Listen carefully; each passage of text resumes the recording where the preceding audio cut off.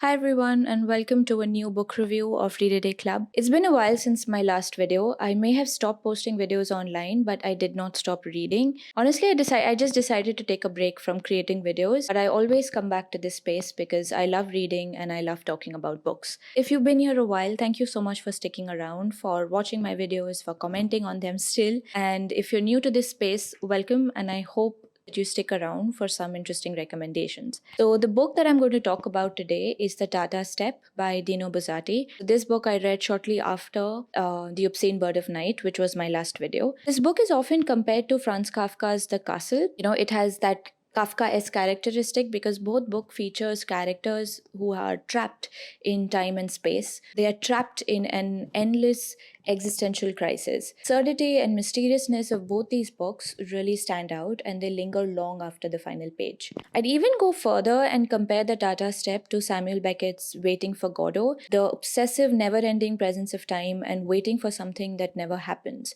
So it all feels very grim, very isolated, and melancholic. I also felt a bit of Albert Camus' The Stranger in this book as well. Just how a character confronting his own mortality starts to reflect on life, ambition, youth, desire, which is such a huge contrast against the silence and the loneliness of the world. At its core, The Tata Step is a book about waiting. Dino Buzzati uses time as an anchor, offering a very raw portrait of the human condition.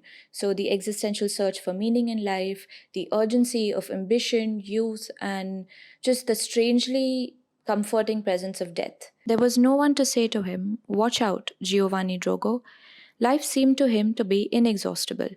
The illusion was obstinate, although youth had already begun to fade. But Drogo had no knowledge of time. Even if he had before him hundreds and hundreds of years of youth, that too would have seemed no great thing to him. And instead, he had at his disposal only an ordinary simple life, a short human youth, a miserly gift which could be counted on the fingers of two hands and which could slip away before he had even got to know it. Men exist who at a certain point begin to wait for death. Death, which everyone knows about but which is quite absurd and cannot possibly concern them. It reminds me a lot of the Latin phrase memento mori, which means remember you must die. So, a reminder in many ways to focus on what truly matters. And I'd like to think that this book does the same. So, a page is slowly turned, falls over to join the others, the ones already finished. It is still only a thin layer. Those still to be read are inexhaustible in comparison, but it is always another page finished, a portion of your life. Buzzati's descriptions of the fortress, the mountains, the steppe, and the desolate landscapes just don't set the scene. They intensify the emotional and existential weight of the story. Meanwhile, time was slipping past, beating life out silently and with every increasing speed. There is no time to halt even for a second, not even for a glance. Stop. Stop, one feels like crying, but then one sees it is useless. Everything goes by men, the seasons, the clouds, and there is no use clinging to the stones, no use fighting it out on some rock in midstream. The tired fingers open, the arms fall back inertly, and you are still dragged into the river which seems to flow so slowly yet never stops. The world of the Tata Steppe is defined by this silence and emptiness. It's a place where time feels oppressive and repetitive, creating an illusion of time moving forward. But it seemed as if Drogo's existence had come to a halt. The same day, the same things had repeated themselves hundreds of times without taking a step forward. The river of time flowed over the fort, crumpled the walls, swept down dust and fragments of stone, wore away the stairs and the chains. There's even a hint of Nietzsche's Beyond Good and Evil, specifically the lines, "He who fights with monsters might take care that he himself does not become a monster. And if you gaze for long into an abyss, the abyss gazes also into you." So, in the Tata Steppe, Buzzati writes about the mountains and the empty landscapes as something that offers a view of the void, of nothingness. So, when the protagonist gazes into this emptiness, which is devoid of any human presence, he is reminded of how lonely he feels. So, his confrontation with the barren steppe reflects his own internal fears and obsessions and sadness. The act of waiting, when seen through this lens, becomes tragic and suffocating.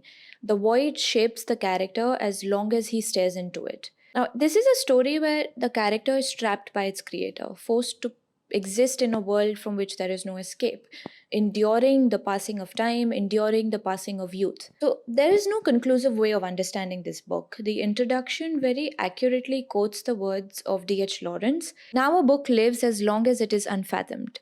Once it is fathomed, once it is known and its meaning is fixed or established, it is dead. So you as a reader bring your own perspective, your own ways of seeing into the story. You interpret the protagonist's youthful ambition, his relentless waiting, and the despair he feels when he gives up on hope. Because this story is set in a desolate fortress, the landscapes feel very physical, but they also feel metaphysical.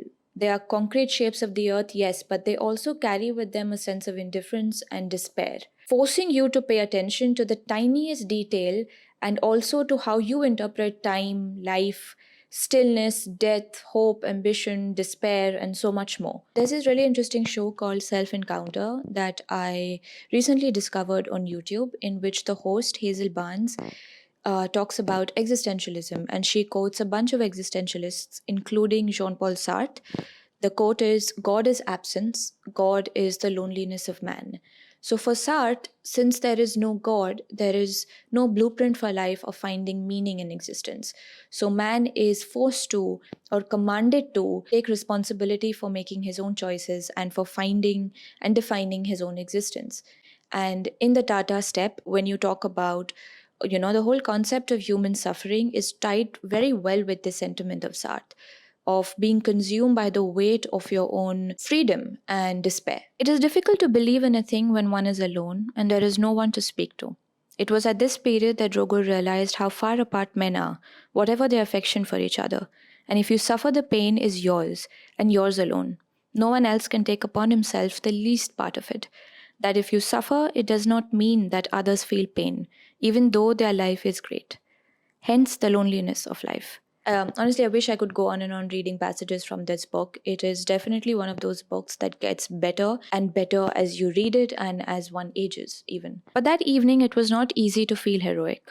The world was already shrouded in shadow. The northern plain had lost all color, but had not yet fallen asleep, as if it were giving birth to sorrow.